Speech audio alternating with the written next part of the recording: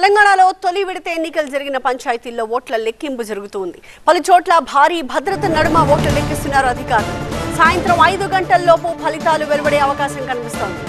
తొలి విడతలో 3834 సర్పంచ్ స్థానాలతో పాటుగా 27,628 వార్డులకు పోలింగ్ జరిగింది.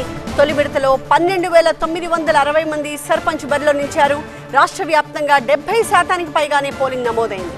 వరంగల్ ఉమ్మడి జిల్లాలోని 502 గ్రామ పంచాయతీల్లో 84.02% పోలింగ్ నమోదైంది.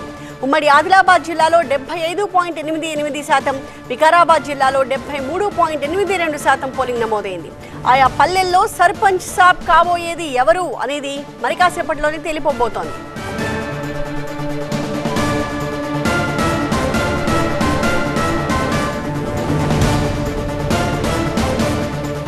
తెలంగాణలో తొలి విడత ఎన్నికలు జరిగిన పంచాయతీల్లో ప్రస్తుతం ఓట్ల లెక్కింపు జరుగుతూ ఉంది. పలు చోట్ల భారీ భద్రత నడుమ ఓట్లను అధికారులు లెక్కిస్తూ ఉన్నారు.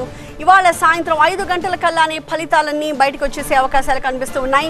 తొలి విడతలో 3834 సర్పంచ్ స్థానాలతో పాటుగా 27,628 వార్డులకు పోలింగ్ జరిగింది. తొలి విడతలో 12,960 మంది సర్పంచ్ బరిలో నిలిచారు. రాష్ట్ర వ్యాప్తంగా చూసుకుంటే ఆన్ యావరేజ్ 70% పైగానే పోలింగ్ నమోదైంది. ఉమ్మడి వరంగల్ జిల్లాలో 502 గ్రామ పంచాయతీల్లో అత్యధికంగా 84.02% పోలింగ్ నమోదైంది. ఉమ్మడి ఆదిలాబాద్ జిల్లాలో 75.88, వికారాబాద్ జిల్లాలో 73.82% పోలింగ్ నమోదయ్యాయి. ఆయా పల్లెల్లో సర్పంచ్ ఎవరవుతారు అనేది అందరిలోనూ ఉత్కంఠని కలిగిస్తోంది.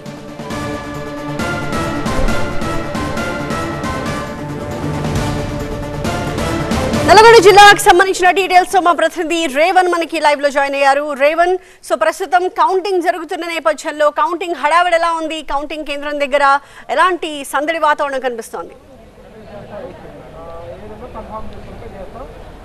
చదిరిమూరు సంఘటనల మీద ఉమ్మడి నల్గొండ జిల్లా వ్యాప్తంగా పోలింగ్ అయితే చాలా ప్రశాంతంగా సాగింది. 85.78% పోలింగ్ అయితే నమోదైనటువంటి పరిస్థితి. ఇప్పుడు కొద్దిసేపటి క్రితమే అంతటా కూడా అన్ని గ్రామ పంచాయతీల్లో కూడా 585 గ్రామ పంచాయతీల్లో కూడా ఈ కౌంటింగ్ ప్రక్రియ అయితే ప్రారంభమైంది. మనం ప్రస్తుతం ఎల్లారెడ్డిగూడెంలో ఉన్నటువంటి ఒక కౌంటింగ్ కేంద్రం వద్ద ఉన్నాము. లోపల నుంచి బ్యాలెట్ బాక్స్లను కూడా తీసుకెళ్తున్నారు. తొలుత వార్డు మెంబర్లకు సంబంధించినటువంటి బ్యాలెట్లని ఓట్లను లెక్కిస్తారు. ఆ తర్వాత సర్పంచ్ వార్డు సభ్యుల గెలుపుకు సంబంధించి పూర్తిగా అన్ని వార్డుల ఫలితాలు అయిపోయిన తర్వాత చివరిగా సర్పంచ్ ఎన్నికకు సంబంధించి కూడా ఓట్లను లెక్క పెడతారు. అయితే ఒక్కొక్కటి 25 ఓట్ల రూపంలో బండిల్స్ కడతారు. ఆ తర్వాత ఎవరికైతే మెజారిటీ వస్తుందో అతను గెలుపుగా అధికారులు అయితే ప్రకటిస్తారు.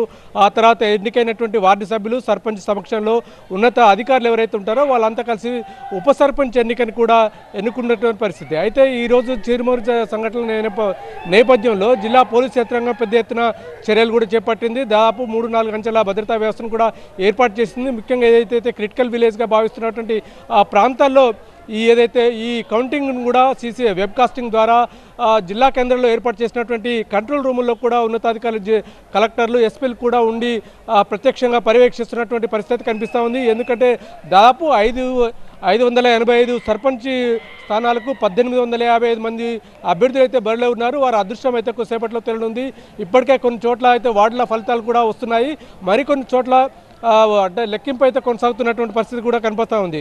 5,151 మంది వార్డు సభ్యులు అయితే పోటీ పడుతున్న సభ్య స్థానాలకు 11,613 మంది వార్డు సభ్యులు అయితే పోటీ పడుతున్నారు. వీరిలో ఎవరి అదృష్టం ఎలా ఉందనేది వాళ్ళ జాతకాలు మొత్తం పూర్తిగా బ్యాలెట్ బాక్సులో నిక్షిప్తమైంది. ఒక్కొక్క చోట కౌంటింగ్ చేస్తున్నారు. వార్డుల సభ్యుల అంటే వార్డు ఫలితాలు కూడా వెలువరిస్తున్నటువంటి పరిస్థితి.